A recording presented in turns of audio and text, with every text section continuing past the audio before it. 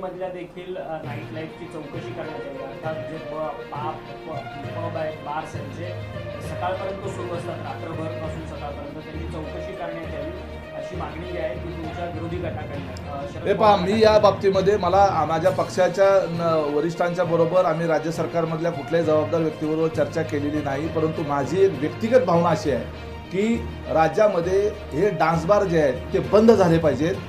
आबांनी ज्या पद्धतीनं dance bar बंदी केली त्या पद्धतीनं जो पाहिजे तो कायदा करा, केंद्र सरकारच्या पातळीवर त्याचा कायदा करा, जो कायदा असा बनवा की तो कोर्टामध्ये पुन्हा हे लोक जाऊन त्या ठिकाणी त्याचा निर्णय उलटा लागला नाही पाहिजे, याच्या संदर्भातला स्ट्रॉंग कायदा करा। तरुण पिढी उद्ध्वस्त होत चाललेली आहे आणि हे डान्स बार असतील किंवा हे पब असतील याच्यामुळं वेगळ्या पद्धतीचं मध्यमवर्गीयामध्ये या श्रीमंतांच्या पैसे उडवण्याच्याकडे पाहून एक वेगळंच आकर्षण निर्माण व्हायला लागलेलं आहे। आणि हे जे आहे ती पुढची पिढी जर आपल्याला वाचवायची असेल तर हे पब आणि डान्स बार हे 100% बंद झाले पाहिजेत। साधी हॉटेलं फक्त चालवा, पब, डान्स बार किंवा आजकाल ते ऑर्केस्ट्रा बार नावाचा नवीन प्रकार आहे, हे सगळं बंद झालं पाहिजे। ही व्यक्तिगत उमेश पाटीलची भूमिका हे पुन्हा एकदा सांगतो।